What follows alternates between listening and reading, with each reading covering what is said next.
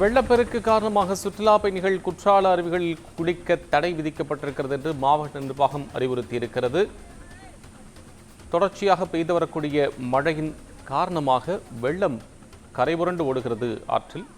இந்த சூழ்நிலையில் குற்றால அருவியில் குளிப்பதற்கு தடை விதிக்கப்பட்டிருக்கிறது. ஆனால் திடீரென விதிக்கப்பட்ட தடையால் சுற்றுலா பயணிகள் மற்றும் அருவியில் குளிப்பதற்காக இருந்த ஐயப்ப பக்தர்களும் ஏமாற்றமடைந்திருக்கிறார்கள். விமலவேலன் கூடுதல் தகவல்களை தருவதற்காக இணைகிறார். உங்கள் விவரங்கள் நீங்கள் பகிர்ந்து கொள்ளலாம். விமலவேலன். வணக்கம் கோபால். தென்காசி மாவட்டத்தின் பல்வேறு பகுதிகளில் நேற்று இரவு முதல் பெய்த கனமழையின் காரணமாக மாவட்டத்தில் உள்ள பல்வேறு நீரோடைகள் மற்றும் நீர்வீழ்ச்சிகளுக்கும் தண்ணீர் வரத்து அதிகரித்து காணப்பட்டு வருகிறது. இந்த நிலையில் தென்காசி மாவட்டத்தில் உள்ள முக்கிய சுற்றுலா தலங்களில் ஒன்றான குற்றால அருவிகளில் தற்போது வெள்ளப்பெருக்கு ஏற்பட்டுள்ளது. மேற்கு தொடர்ச்சி மலை பகுதிகளில் தொடர்ந்து பெய்து வரும் மழையின் காரணமாக குற்றால அருவிகளில் உள்ள அனைத்து அருவிகளிலும் இன்று மதியம் முதல் நீர்வரத்து அதிகரிக்க தொடங்கியது.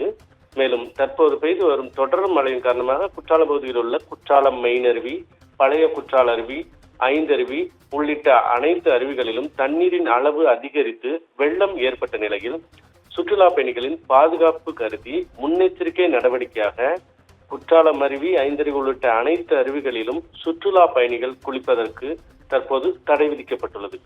மேலும் மாவட்டத்தில் உள்ள பல்வேறு ஆறுகள் மற்றும் நீர்நிலைகள் தண்ணீர் வரத்து அதிகரித்து காணப்பட்டு வரும் நிலையில் நீர்நிலைகள், தனியார் அருவிகள் ஆகியவற்றிற்கு பொதுமக்கள் யாரும் செல்ல வேண்டாம் எனவும் மாவட்ட நிர்வாகம் சார்பில் அறிவுறுத்தல் செய்யப்பட்டுள்ளது.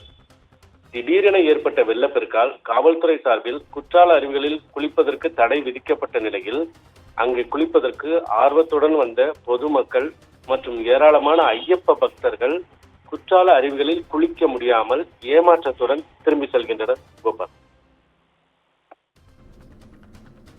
விமலவேலன், உங்கள் விவரங்களுக்கு நன்றி.